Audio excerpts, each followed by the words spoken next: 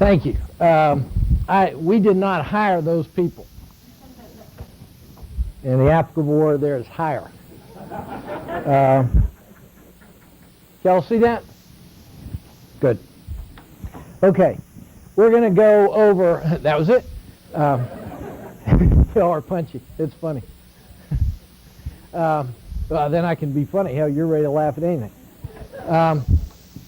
All the techniques we're going to go over were formed right here where you are over the last 15 years, 12 years, I don't know how long. But I'm telling you, it all came out of a genesis that Darrell Dantzler started. So what we're going to show you and what the faculty is going to build on tomorrow is stuff that came out of here. And I think that's important because what you're going to see right now is a highlight film of about 6.5 hours worth of lecture. We're going to go through it fast.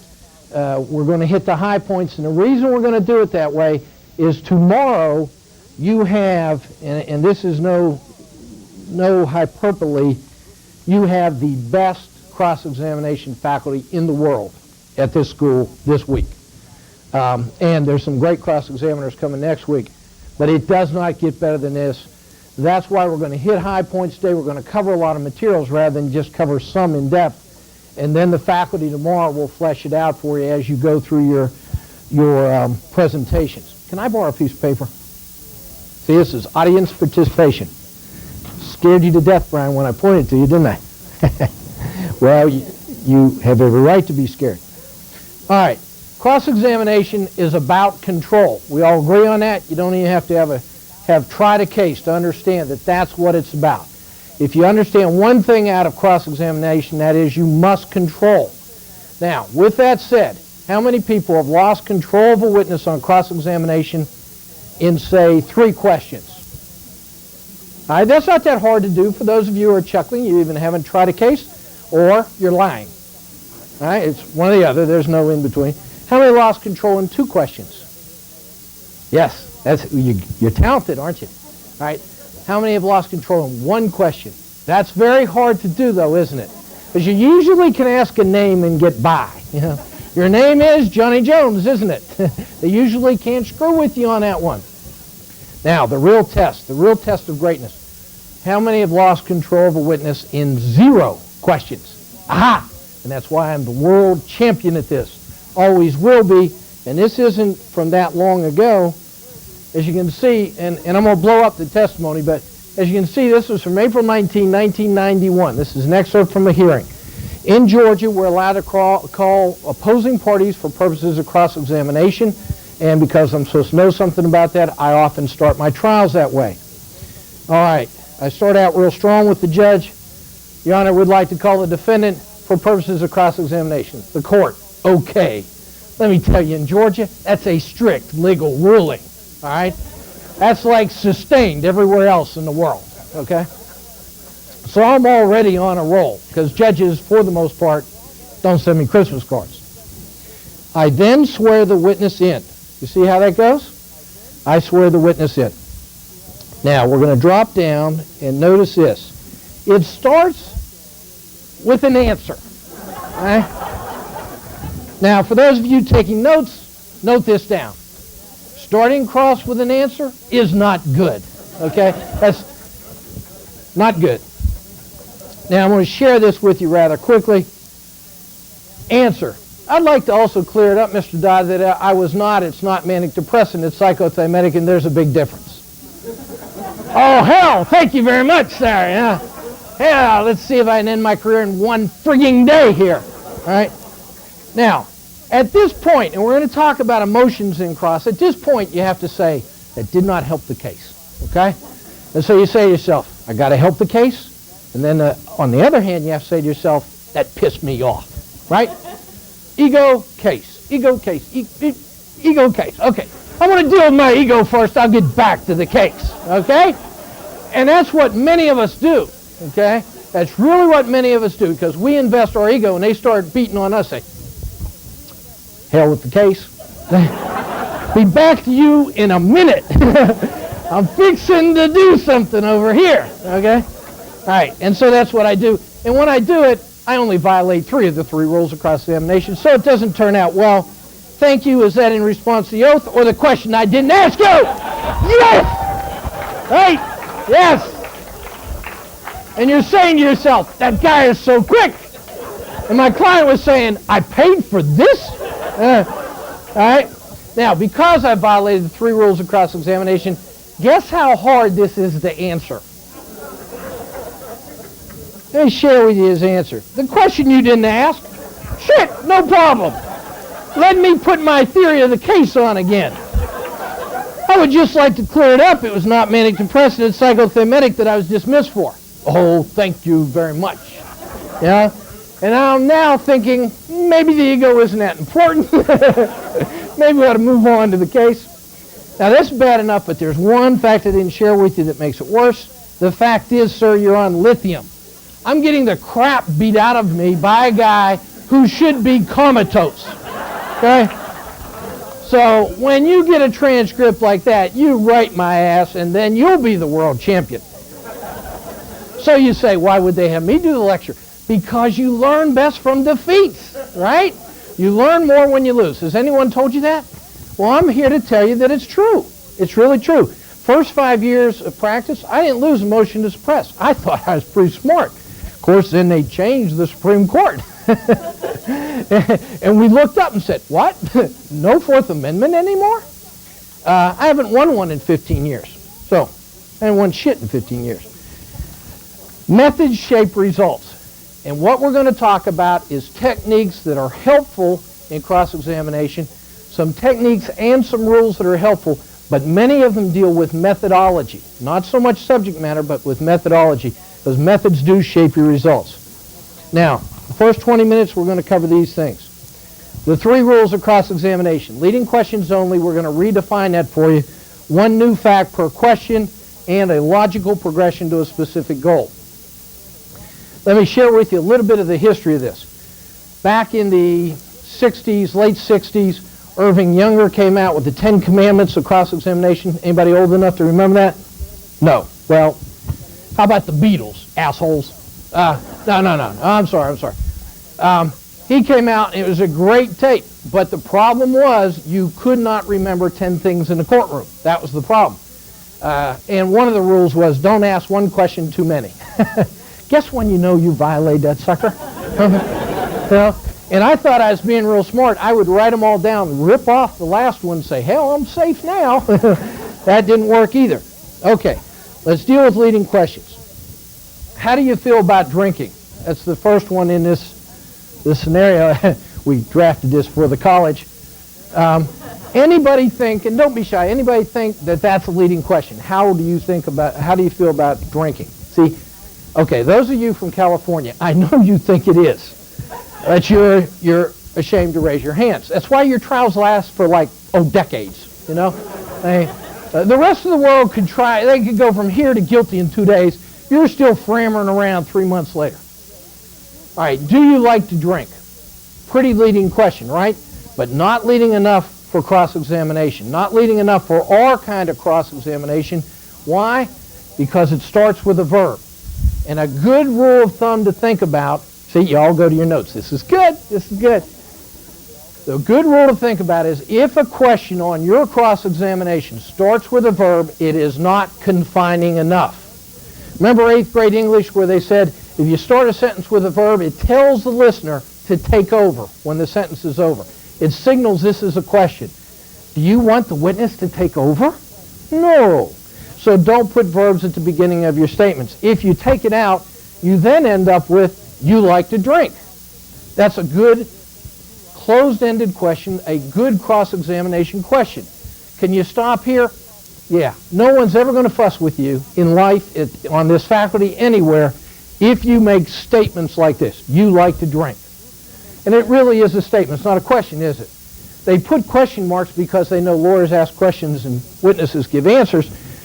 But there's really not a question here. It's a statement. You only want affirmation of your statements. In other words, you call yourself to testify on your cross-examinations. And you testify and they go, or if it isn't Georgia, yes, okay?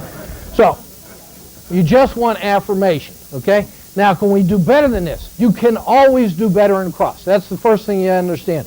There is no it's an infinite improvement system. You drink, you like it, is better than this. And let me tell you why. 2 reasons. First, you get 2 yeses for the price of 1. And whenever you can get yeses, you are on a roll. And let me share with you one of the 2 rules of evidence in the world. A lawyer on a roll does not get stopped. Okay? As long as you're rolling around and no one's objecting, no colloquies, none of this stuff, I didn't understand the question, you get to keep asking questions. And the second reason is more important. And let me do it this way. Those of you who are married probably can think of a scenario where this might have happened to you. Instead of drink, say you were drinking rather than you drink. You were drinking. Yes. What's the next question? You preferred that to my company, right? And what is that answer? No? Duh. You know, that never comes off very well. Whether it's a wife asking a husband asking a wife. But if you look at it this way, take it out of that context, you drink, you like it, what can the witness say to this second question? You drink, yes. You like it. Oh, they held me down. You know, anybody who's been married on a jury says, no, heard that one. They kidnapped me. Nope, heard that one too. You know, it's never going to work that way, and so you want to stick with as short of questions on cross as possible, and that really ties in to the second rule, and that is 1 fact per question. Now, let me show you. Ernest Hemingway would have been a great cross-examiner, a great one, because he had 1 concept, 1 fact, one thought per sentence. Maybe today. Every day is a new day. It's better to be lucky. I would rather be exact. That comes from Old Man and the Sea. Remember that book? They gave it to you, what, in 7th grade? At the beginning of the year, you read it, you said, ha, English isn't that hard. I understand this shit. I think it has something to do with life, right? Okay, even the guys who didn't show up in 7th grade figured that out.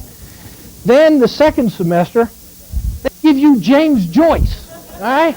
You remember when you read that thing? You went, what? All right? That's the only thing you said at the end of every sentence. What?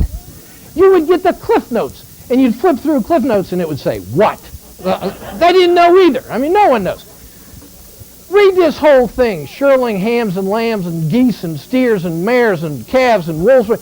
You know what that means? You know what that's about? And that's only 1 phrase out of 1 sentence in the book. It has something to do with sex. When she told me that, I went, what? Started reading that sucker again, still couldn't find it the second time. Okay, and that's the problem with juries. If you make your damn sentences so long with all these subordinate clauses and by the way, I always like it on cross. They ask a question, and by the way, and add another question.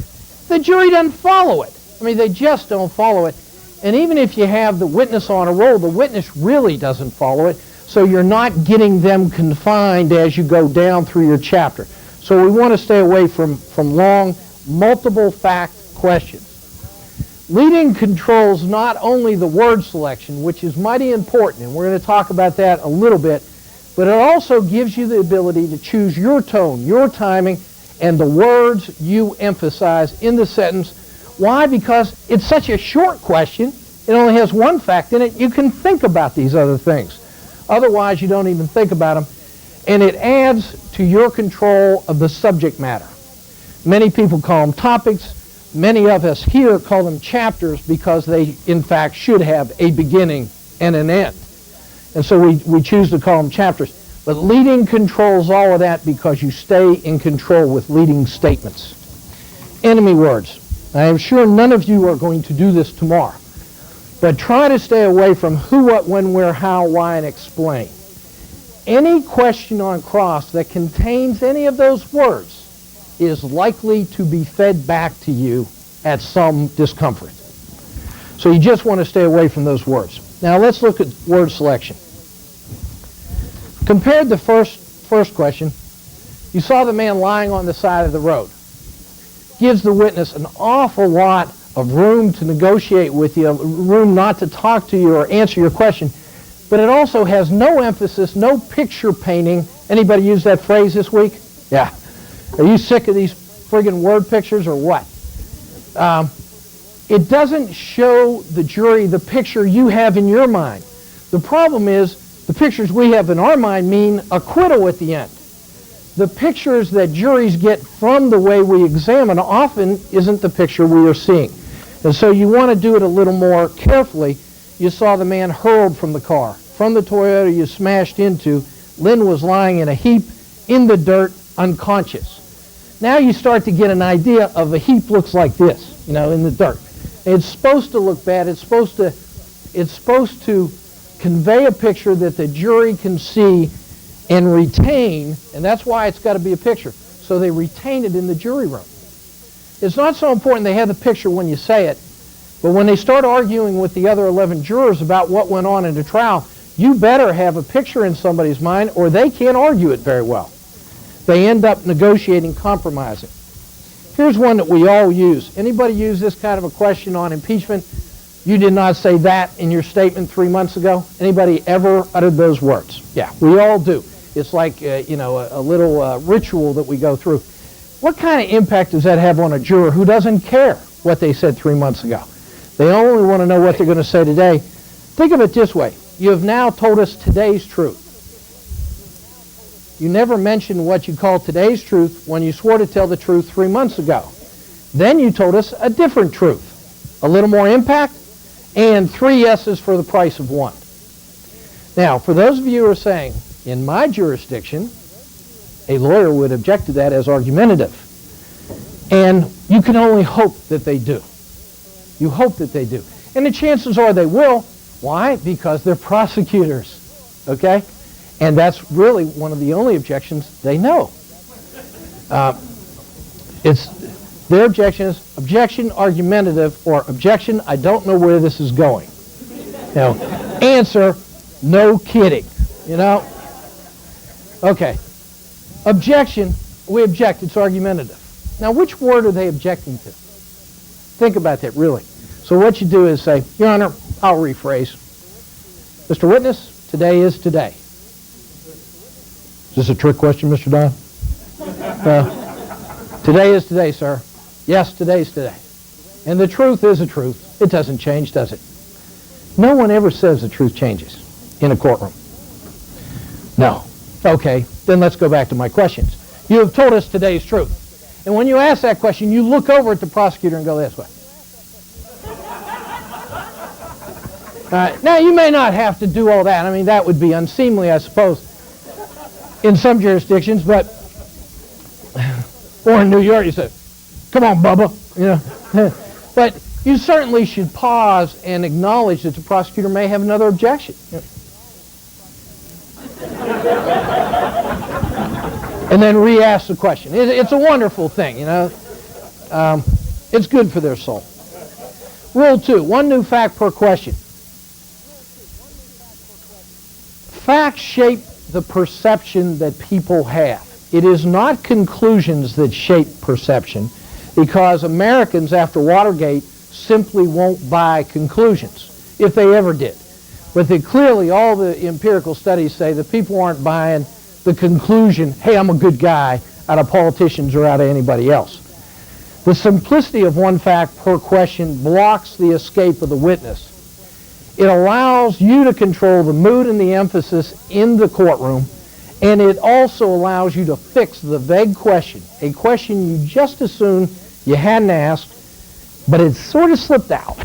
Now you get to fix it real quick without a great deal of anguish in doing so. Now, we go back to the reader that many of the older people in the crowd may have had when they first started to learn how to read. You threw the ball. Remember that picture? Jane and whatever the little guy's name was Spot, the dog? No.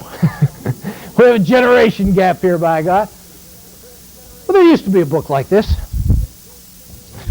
Let me do it this way. You threw the ball. That sentence is about one thing, throwing the ball. That's it.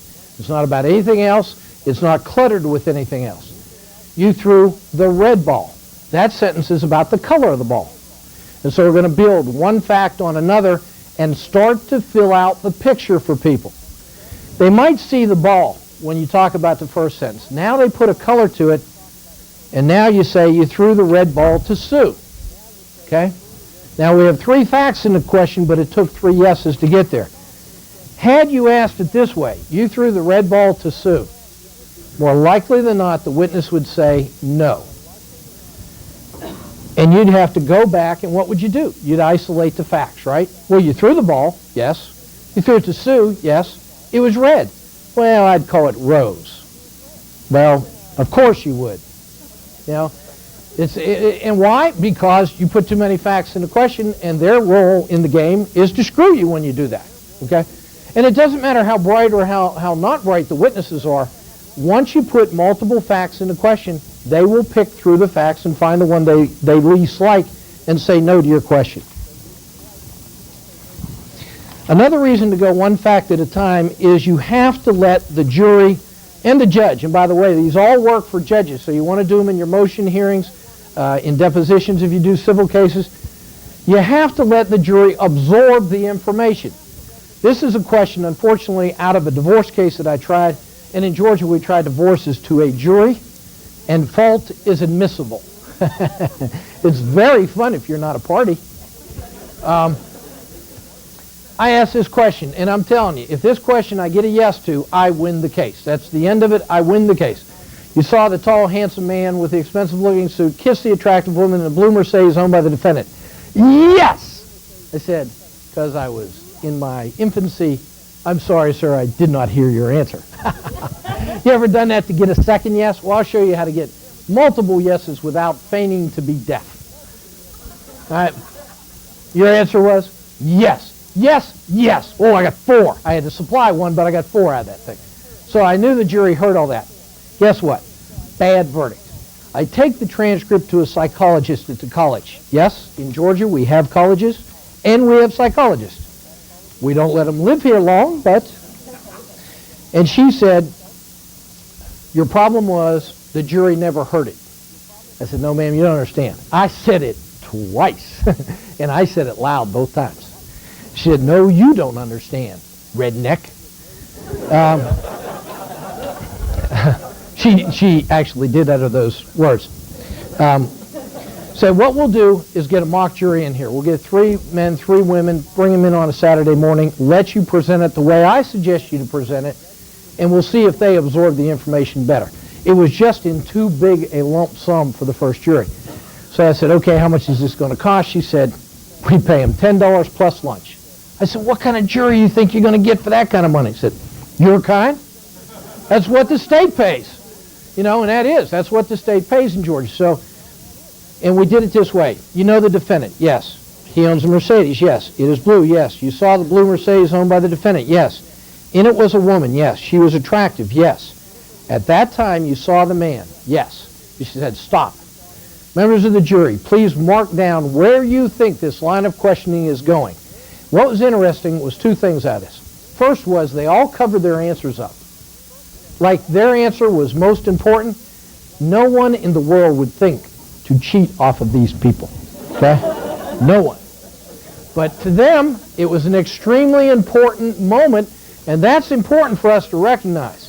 Then we say, oh, I got a lot of driftwood on this jury. The juror doesn't think they're driftwood. They think their opinion is important.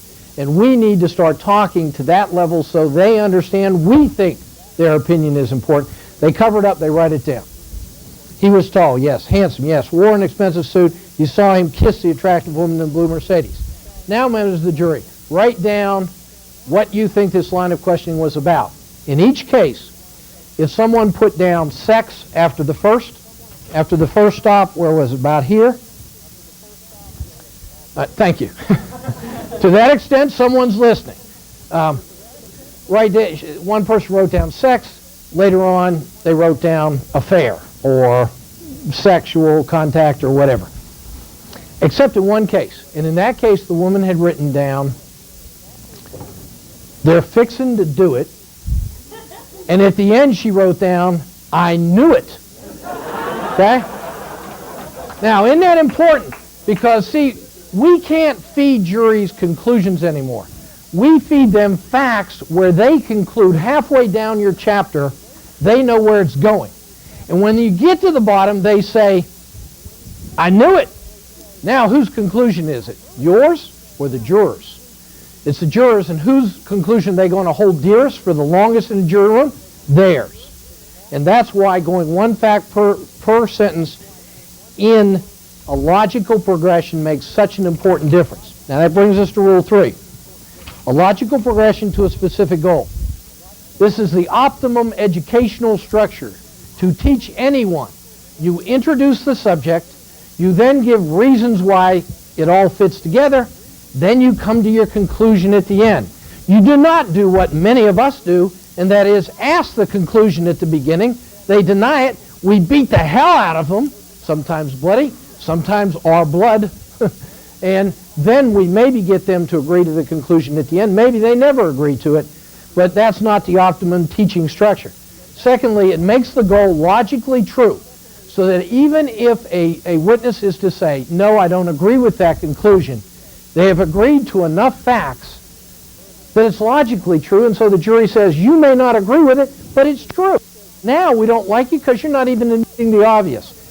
And it diminishes the enthusiasm for evasion, and more importantly, you get to punish them if they try to evade you, which, if you don't enjoy that, there's really something wrong with you. And if you'll come to the cave tonight. Is there a cave? Yep. Come to the cave tonight and you'll see people punish themselves.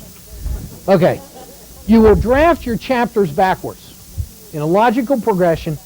You'll figure the one point, and I mean one point, not four, or one point that has four subtopics. One point you want to prove, write it at the bottom of the page, at the very last line. Then you figure out every fact that can support you getting there. And now you have a full-blown chapter to punish people with. Now the question we're always asked is, how general do you start? Because you always start generally down to that point, okay? And think of that inverted triangle.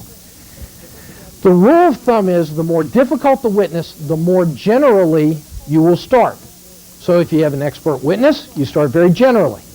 If you have a child, very generally. If you have elderly people, generally. Witnesses that you think you have controlled pretty well or may well control because of pretrial interviews, pretrial statements, maybe not as generally, but when in doubt, start more generally than less generally. You will never err starting more generally. You can err starting too restrictive. Now, I'm going to share with you a transcript. This is a federal drug case. There's 4 good lawyers who've tried to cross-examine this snitch. This guy is eminently impeachable. He has stuff we can impeach, show that he lied to cops, to judges, to probation officers, to wives, to everybody. And he lies. And yet, the lawyers that went in front of me were having trouble pinning him in because the guy was such a good liar, it was just real tough to do. I sat there and listened, and I figured the problem was they're doing leading questions, they're doing one fact per question, they're just not starting generally enough. Following the guideline, always start more general than you think you need to. You are a human being, okay? And this is in federal district court in Macon, Georgia. And by the way, that judge has the worst reversal rate for the last 3 years running. We're quite proud of him in the defense bar. Guess what? Prosecutor objects. Guess what the objection is? Argumentative. All right? I told you they only knew one. All right? Objection, argumentative. I said, I'll rephrase, Your Honor. Sir, you are not a human being. Now, in Macon, Georgia, that cost you $200 right then. Now, the 4 defendants have all been in pretrial detained for like 9 months. They're in their prison blues. That's how poor these guys are. I walk over to the counsel table, and you know what every lawyer at the counsel table does, right? I've just been fined. What do they all do? Right. I don't even know your ass. What are you coming over here for money, you know? What do the defendants do? All bring out 50. Say, go ahead, ask another one of those damn questions. You know? Say, sure, we've been arrested, but that doesn't mean we don't have money. I mean, hell. Okay, humans lie. That's about the 5th question I ask them. Humans lie. You Yes. No hesitation. Yes. You lie sometimes. The witness pauses. You know what he's doing? He say, I admitted I was a human. I said they lied. Oh, shit. You know, right? I mean, that's what you're doing mentally, you know, and you've done that. You know when you did that? When you came home late. Say, where have you been? I was at the office. Oh, I should have admitted that. Oh, shit. You know, as soon as that first question's out, your ass is in trouble, right? You lie when it's helpful. Now he's in full blown. He's looking around. Where's the damn answer? What is he supposed to say? No, I lie when it hurts. I really like it when it hurts. You know, he's got to admit this. Now, and those psychological phases, and there's 3 of them in a witness, and I want to share with you what they are, because you will see them tomorrow. They're not real sophisticated stuff, but you will actually visualize it tomorrow. Are predictable. You can make it happen, and the neat thing about something being predictable is when you see it, you know where you're at on the page. You say, okay, this is where we're at. Now we go to the next level. The neat thing about all this is if you go through these 3 rules, at the end, there's always a good payoff. There's always good stuff. And having said that, I'm going to share with you the last 4 questions that I asked this guy several hours later, because there was a lot of impeachment material. When I say good stuff gets paid off, it doesn't necessarily mean that you win. Okay? My client's still in jail in this case. It's not what we'd call win. He's been in jail a long time. But we got an impossible case extremely close and actually made the prosecution give us an offer and had our defendants listen to us. They'd be out now, you see. But because they heard the cross and had paid for a couple questions, they figured, shit, this is fun. Let's just keep doing this. All right? So, last couple questions. You are a talented liar. Yes. You can make up and tell lies very quickly. Yes. You can think of elaborate lies and work on them a long time. Yes. You are the best liar you know. Yes. Okay? That comes right out of the transcript. Now, why would someone ever admit to that? You say to yourself, you can't get witnesses to do that. I'm telling you, you will get witnesses to do that tomorrow if you follow the 3 rules. Now, the 3 psychological stages, dumb as a post, okay? Dumb as a post. And it starts this way. You're starting so generally. Humans lie. Duh. Yes. Right? And they're looking at you like, you're dumb. You want to ask me some more questions like that? Come on, Bubba. You know, they think the lawyer's dumb. Then they go to TikTok. When do they go to TikTok? Whenever they see that this is oh shit, okay? When they look up and say, oh shit, this isn't going where I wanted it to go, all right? And what in our example, what happened? You lie sometimes. Oh. And the jury's watching this guy, and the reason we call it TikTok is they'll actually do this. They'll do it with their eyes sometimes. Oh shit, oh shit, oh shit. You know, there's a little alarm in the back of your head's going off. Warning, warning, your shit's in trouble. Right? When they're at that stage, they are near panic-stricken. They really are panic-stricken. There's a reason why all this happens. It's called cognitive dissonance. But they're really anxious about this thing. And the lawyer's response often is to go faster when you see a witness looking around. Why? Because you're afraid what they may say. Slow down. Spend more time there. This is going to turn out great. Because if you get them to phase 2, it's just a question until they go to phase 3. And they pop into phase 3 automatically. You don't even have to force them there. They just pop in there. And phase 3 is called thorn. Anyone ever heard that word before? Got a child, don't you? You do. Yeah, you read it in the book, didn't you? You did. I'm proud of you. Kids are the most important thing. Thorn comes from a novel about Watership Down is the name of the book. And rabbits get thorned when eagles and hawks fly around. They become stupefied, distraught, hypnotized with fear. They will not move, okay?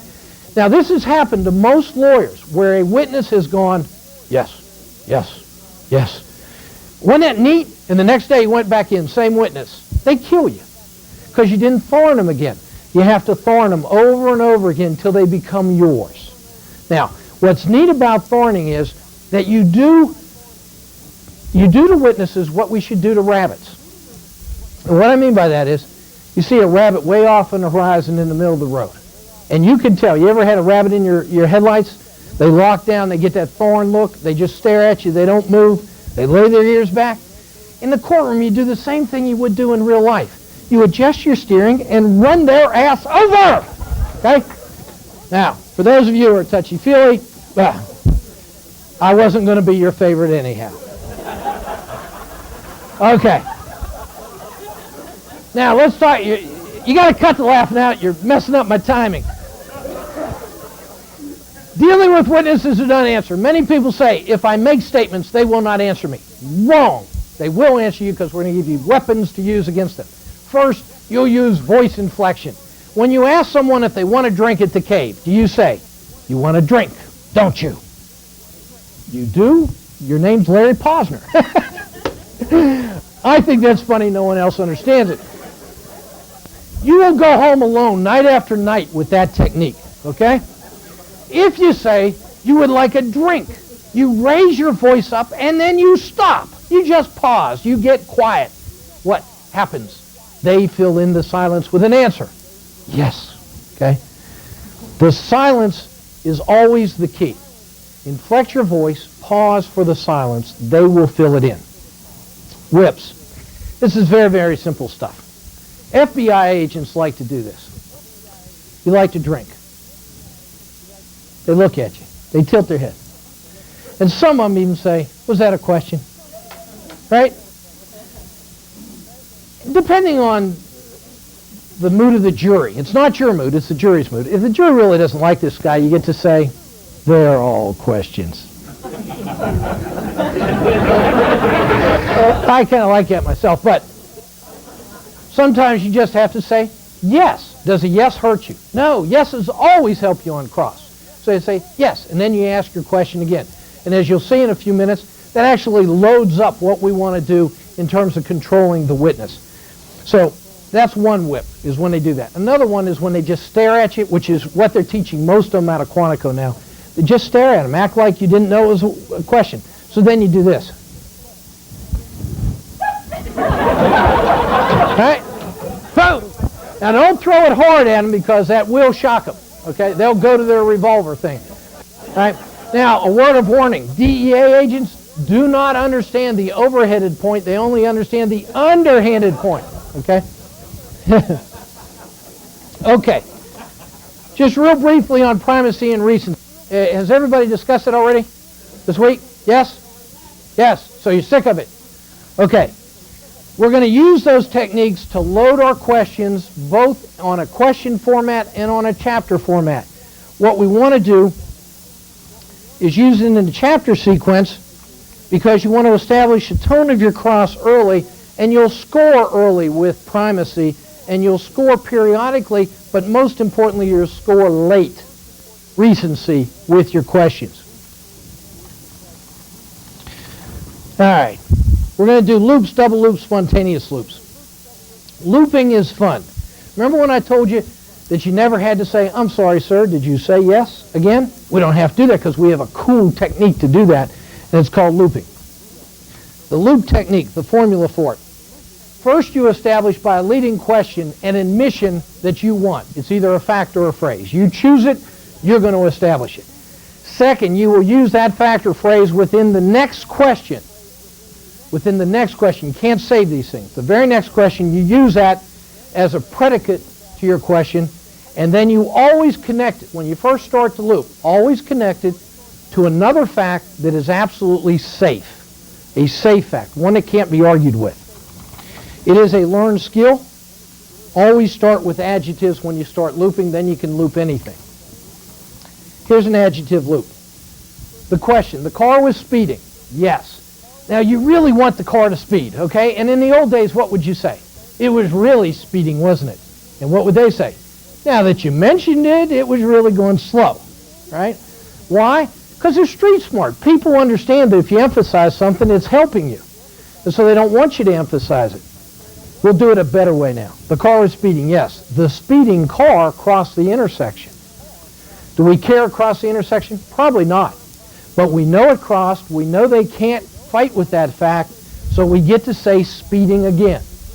And what you want to do is loop important concepts that help you, not bad things, that help you over and over again.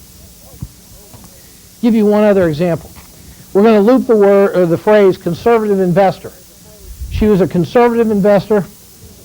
Yes. A conservative investor who wanted safety in principle. Yes. Conservative investor who wanted to avoid market risk. Yes. A conservative investor who was saving for retirement. Yes. Over and over again until the jury says, I can't remember that person's name, but I remember they were a conservative investor, right? Linguists tell us that no one can remember anybody's name anymore because there's too many names out there in the world. But they can remember titles or labels that you put on them. And so you want to label all your witnesses and loop the label. And it has to be a fair label. You cannot say, the scumbag. No. That will not work unless, in fact, you can get someone to admit that. Now, the loop strategy adds emphasis. It avoids objections because they can't say redundant or asked and answered. And it lowers your risk because it slides in without anybody understanding it's happening. By the way, when you loop, when you use trilogies, no one's going to look up and say, hey, nice loop. No one does that, all right? Only here do they do that. But you get to, like, go out in the hall and go, God, loop, this is cool. You know, and then they say things about you, but it's fun. Okay, you get to loop loaded phrases. You guzzled 3 Long Island iced teas, okay? You poured down 3 Long Island iced teas. You drank 3 Long Island iced teas. Any of those are pretty powerful, but which one's the most powerful? Probably the first one, right? It shows they're really tossing it back. What happens when the witness says, I wouldn't call it guzzled? Then you go to drank, or poured down, then drank. Have synonyms for your powerful words so that you're going to get your concept across even though they may not buy your word selection. But let me show you another way to do this. The way I prefer to do it is I'll put up the loaded phrase. You guzzled 3 Long Island iced teas. I wouldn't call it guzzled. All right, sir. That offends you? I always do that. That offends you? Well, I just wouldn't call it that. Fine. You ingested into your bloodstream, knowing it would eventually get to your brain, alcohol. Nah, I guzzled them. I mean, you know, they don't like it when you get clinical with them. All right? When you make it so bland, so drawn out, they'll go back to your first word a lot of times. And if they don't go back to guzzled, they will go to poured down or, well, I was tossing down a couple or some phrase that's going to help you with it. All right, let's go to double loop. This is not hard. If you can loop, you can double loop instantly. There's only one thing that people tend to get a little confused about, and it comes out of the adrenaline that you feel in cross-examination. So what we want to do is lower that adrenaline a little bit when we're double looping. You're going to use the leading question again to get an admission that you want. You then establish through a leading question a second admission that you want. Then you loop them together and you tie them to a safe fact. Do not skip step 2. If you do, they figure out what's going on and they will avoid it. Real simple example. We're going to establish fact 1. Eddie is 6'1". Establish fact 2. George is 5'7". Does this sound like a murder case to you? Little guy ends up shooting the big guy, right? Usually in the back, usually 5 times, right? Then you loop both facts together. Once you've established both of them, 6'1" Eddie was hitting 5'7" George. 6'1" Eddie beat on 5'7" George. All right, so we're gonna do that to usually to show inconsistencies or juxtaposition. So that, and the reason we do that is most teachers, most educators will tell you that most people learn best by contrast. You can't teach people that one yellow is this shade and another yellow is this shade and another yellow is that shade. They don't get it. It's all yellow. But if you say this is yellow and this is green, they get it. It's a contrast. And that's the way we want to treat our juries. Now let me show you a double loop of inconsistencies. You have assured us that you used all your professional skills on operating on Miss Babb. This is a medical malpractice case. What doctor is not going to say yes to that one? Oh, you're asking me if I used all my professional skills? Dumb as a post, right? Yeah. You know, what's he supposed to say? No, I was having a bad day. I used about half. No. You were using all your professional skills when you sliced into our bow with the scalpel. Where are we at? Tick tock, tick tock, tick tock. Oh shit, oh shit. Oh, this isn't good, this is going bad. And you were using all of your professional skills when you completely overlooked the fact that you had sliced into our bow with your scalpel. It's so quick sometimes. They go into TikTok after they've been thorned several times. They'll go into TikTok real quick. You can keep them there a little bit or a long time, and they'll pop right out into, this guy goes like this. Yes. Yes. Hey, it's one of and you know what they're going through because you had the same feeling. Mama! You want your mother to come sweep me out of shit, I don't like this. All right. Now, the neat thing about that is, let me share this with you. Once you've thorned a witness, 3 times. Did you say 3 times, Gene? 3 times.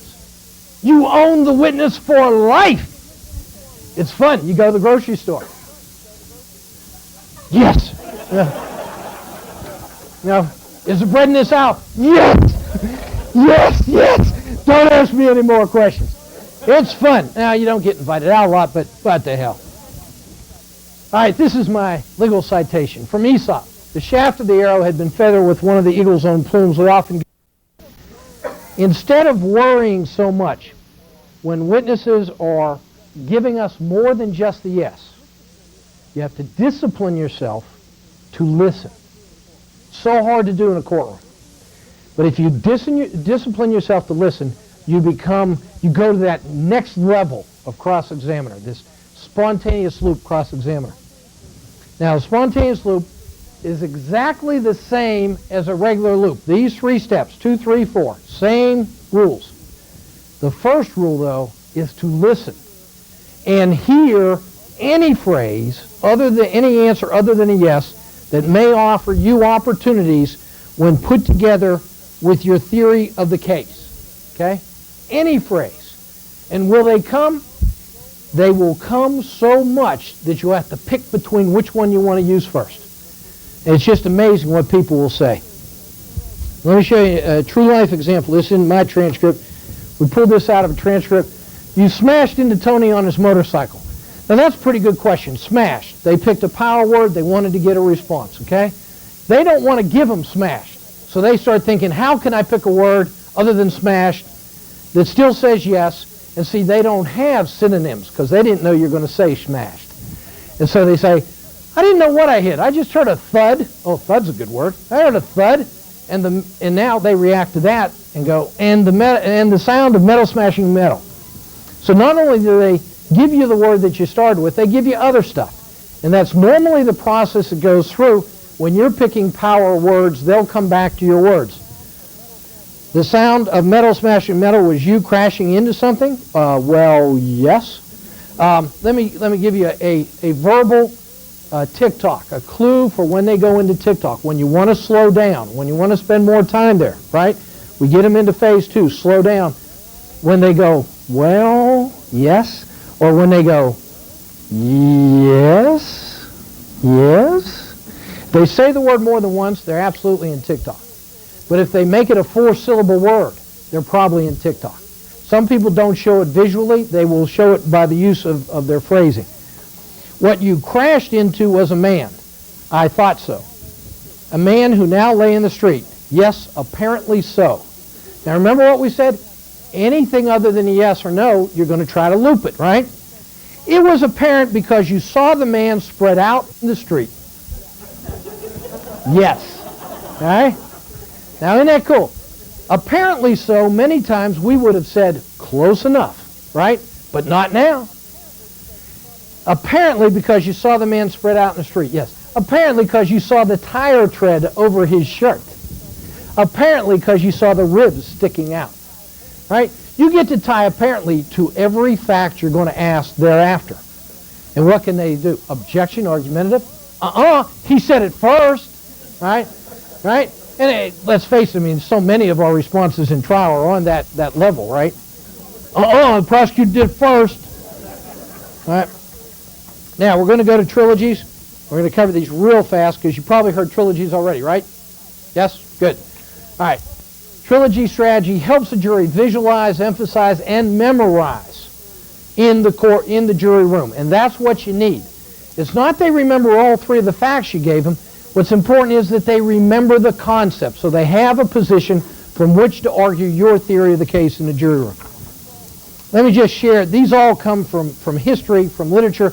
They really don't come out of trial settings very much. I came, I saw, I conquered. Who's that? JC. Government, other people, by the people, for the people. Huh? Boy, you guys suck. We cannot dedicate, we cannot consecrate, we cannot hollow. Abraham Lincoln. You got them mixed up. Duty, honor, country. MacArthur. That's good. That's good. That's a hard one. See no evil, hear no evil, speak no evil. No. Okay, you're the third day here. That's right, the monkeys. Indomitable in retreat, invincible in attack, and insufferable in victory. Churchill on Montgomery at his eulogy in front of his widow. That always shocks me when I hear that. I didn't think that was nice. Give me this one. Cancer cannot take away all my physical abilities, but it can take away all my physical abilities, but it cannot touch my mind, it cannot touch my heart, it cannot touch my soul. Jimmy Valvano. You know how long that was? 15 seconds out of a 20-minute speech. It's the only thing that ESPN showed. They sold 6 million copies of that tape. Powerful stuff. Now, for those of you in the front row who did not get the last trilogy, I want to give you a review test. Our exclusive Beechwood aging produces a taste, a smoothness, and a drinkability you will find in no other beer at any other price. Pretty cool, huh? You wonder why you drink that stuff. Okay, now we put it into cross-examination. The road was icy, but you wouldn't slow down. The traffic was heavy, but you wouldn't slow down. The weather was bad, but you wouldn't slow down. What we're doing is making a trilogy by the use of a theme phrase. You take your theory of the case, you take your theme phrases, and you attach them to facts. Oftentimes, this is a double loop chapter, and you're going to repeat it 3 times. It's a wonderful way to get your theory of the case across without ever succumbing to, he's arguing to the jury, he's trying to give his closing argument, or she's trying to give her closing argument. You can attach it to facts and make them sentences as you go down. Another example. You broke in, this is cops breaking in to do a no-knock search warrant, and of course my clients like to shoot them because they're burglars. Never can tell who's coming to get your crack, so you shoot everybody. You broke in during the night. That was your choice. You broke in wearing dark clothes, and that was your choice. You broke in without warning, and that, sir, was your choice. Now we're starting to tip the balance back. Hey, these guys made a lot of bad decisions. And what do they always do when they break in, right? You know, baklava's over their face, you know, don't shoot me signs on them. You can abbreviate a trilogy as well. You wanted to get up close. Close enough to push them, close enough to punch them, close enough to kick them. So you can do these real rapidly. They do not have to be stretched out. Sometimes you want them stretched out for impact, but sometimes you want them abbreviated and you can just clip them off real quick. Here's one that is a double loop trilogy that I really like and oftentimes makes me money. You love your family, but you left town for 3 days to meet your lover. Remember, these are divorce cases in front of a jury. Conduct is admissible. You love your family, but you wouldn't pay for gymnastics. Yeah, you know what's coming, don't you? So, see, he went into TikTok on that. Oh, shit. You love your family, but you spent the gymnastics money on your lover. Oh, he has not sent me any Christmas cards lately. Okay, now we're going to go to ways to control the runaway witness. First concept, behavior is molded by consequences. B.F. Skinner. Remember the Skinner box? Put little animals, defenseless, into the box, shock them if they do it right, give them a pellet, shock them if they do it wrong, give them a pellet if they do it right. And that's what we're going to do to witnesses. We're going to turn witnesses into those little furry animals. Now, for the criminal defense bar, we all know Behavior is molded by controlled substances, at least for our clients. Now let's talk just a minute about things not to do. These are things not to do. Never, ever, ever ask a judge for help if you're a criminal defense lawyer. Have they ever helped you? One time, ever? No. And if you ask, they'll say things like, well, counselor, I think the witness has the right to explain. Oh, thank you very much, Your Honor. Kicking the shit out of me anyhow. Now you're giving the go-ahead. Don't say, just answer yes or no.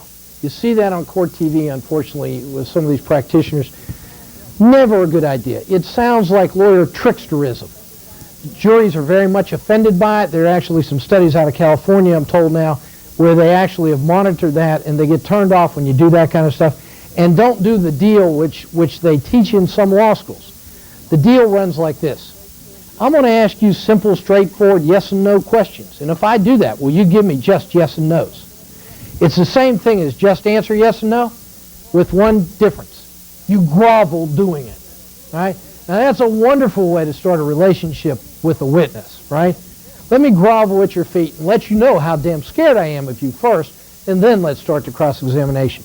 Don't do those kind of things. Now, there's 20 ways that have been identified by the college as things to do to control the runaway witness. We're going to cover 4 or 5 of them.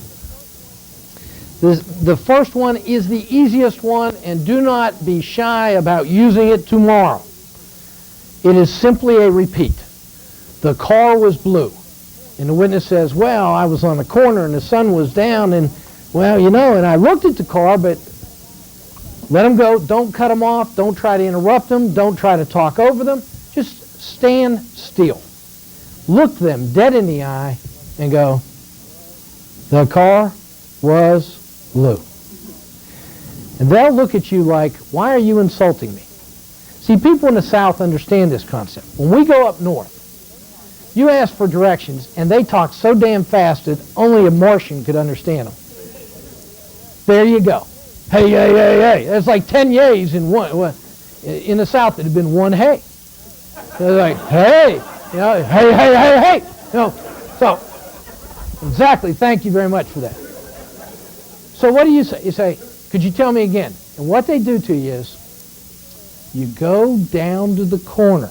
You following me so far? You know, and they treat you like you're stupid as hell. Well, that's what we want the witness to feel, okay? So we lock them in the eye, and then we say, the car was blue. And they're saying, oh, this is embarrassing. And what do we all do when we get embarrassed? We quit horsing around. We just give it up. And they'll normally say yes. We've looked at, the faculty has looked at thousands of pages of transcripts. No one, to my knowledge, has ever seen it go beyond 3 repeats. The car is blue. The car was blue. The car was blue. Never beyond 3. So it works very quickly. Reverse. This works really good with documents. Really good with documents. So with expert witnesses, cops who have reports, those kind of people, this is a great technique to use. Reversal works this way. You wrote the report. You don't get the answer you want. You wrote the report, you still don't get the report, and why aren't they giving you the yes? Because they know something in the report is going to hurt them, right? They figured that much out, and so they won't say yes to it, and they think they can talk around it, and then you say, okay, you did not write the report. Now what do they do? Say, well, I could lie about this sucker, or I could warm up to it. And what they always do is say, of course I wrote the report, acting like you didn't have to ask them 3 times. You just had to ask it the right way, you know. So that's an excellent technique with documents. Formal name is the last one we'll do out of this group. And this is a neat one because it just works everywhere in the country. And the bigger the city you're in, the better it works. Let me ask this question first. Anybody ever had good news attached to when someone used your entire formal name? No, never does. You know, you're 5 years old and your parents come home. Roger James died. Come down here. Oh, shit. You know, I don't know what I've been busted for, but I've been busted. You know, at 5 years old, you know that concept, and you know the word shit. You know, those are 2 things you know at 5. All right? Now, flash forward 20 years. You're in a small chapel. You're standing here, and the guy says, now, Roger James died. Bad news again. Okay? Never good news attached. So, when you're cross-examining, it's true, isn't it? That's why you're laughing. It's true. Don't get me started. I'm working through something here. All right. Quit it. Okay. If the person has a title in their name, use the title. So if it's Captain Leroy Henry Smith III, use it all. Because when you use it all, his head's coming up or her head's coming up. Because it's always bad news and we always look up. It's one of those life things. Okay, physical gestures. These are great because they come very naturally to criminal defense lawyers and they don't get on a record. That's another reason why they're great. Okay? And this is what you do. The car was blue. And they start talking. Just do this. That's all. Can't tell on a transcript except where it goes ... That's it. You know they use the hand. Okay? No one ever gets it. No one ever objects to it. Now, don't do this. No. You see, Posner's about this tall. I mean, he can hide in shag carpet. And he like, you can't do that unless you're his size. Okay, the finger. No. You finally get one of the jokes, and it's wrong. No, not that finger. After you've done the hand oftentimes is too strong a response. Oftentimes too strong the second time around. So what you do is the finger. You just go like this. And they'll stop. They'll like... Now, on these two techniques, let me tell you the two groups of people it works best with. We've worked on this a while. We've identified two groups. First group is fairly obvious. Children. You put your hand up, boom, they stop. Because they've been taught in school. You know, the hand goes up, the mouth goes shut, that kind of stuff. The other group, and for the finger, it works as well with the children too, although you have to be careful. If you do it too sternly, if it's one of these things, as opposed to this, if you do it like that, they're going to start to cry. I mean, they'll literally break down crying because they think they screwed it up. And they're scared to death anyhow, so they just come apart on you. So be real careful with that. But the other group that that reacts well to both of these gestures are expert witnesses. Now, at first that confused us, and then we realized that's the same group. You know? Expert witnesses are children, all right? I mean, they come in with all this, I'm like, my whole world is me, you know? And so you get a pathologist on the stand and go like this. What? You know, that's what to do. Let me share with you. Recently I did one in a bad habit. When I do the finger, you got to make eye contact. I have a bad habit. I drop my eyes down because I think it is so cool to watch my finger go back and forth. And, well, I mean, if you grew up in the 60s, you'd understand that. The old folks got that. Okay. Now, you got to keep eye contact because I drop my eyes and I'm going like this, and the pathologist says, what? And I look up and I don't know what he said what to. So I go, what? So the transcript reads like this. Witness, what? God, what? Witness, what? A little more animation. What? I go, what? Judge, whoa. Right? Judge says, just whoa. This is a senior judge. We all love senior judges because they're older. Nothing bothers them. They give a rat's ass what's going to happen. And so he says, wait just there. He says, wait just there. Ask a question. I ask. He says, answer. Ask another question. Answer. Say, we're back on track.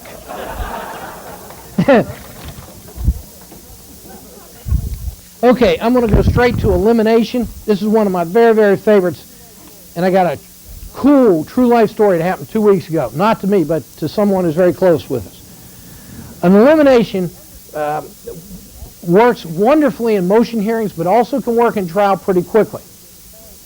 The classic example has been the car is blue, equivocal answers, no colors are given. Okay, fine, the car is white. No, it's not white. Car is black. No, purple with pink polka dots. No. I think it was blue. No, you weren't sure. Let's eliminate all the other damn colors, you know? And so, puce, no. Burnt sienna, no. Blue? Yeah, blue. Yeah. And what happens is they say, I will never, ever deviate again. All right? Should have said blue, could have gotten out of here. No, he asked 500 other questions, okay? Now, let me show you. True life, everybody says, well, that never comes up in trial. Well, it comes up all the time. I'm in a courtroom in North Georgia. And I know you all think I'm from South Georgia, so I'm redneck and not real bright, and we're slow and all that. Let me tell you something. We didn't star in Deliverance, okay? People in North Georgia starred in Deliverance. We haven't asked anybody to squeal like a pig in weeks, okay?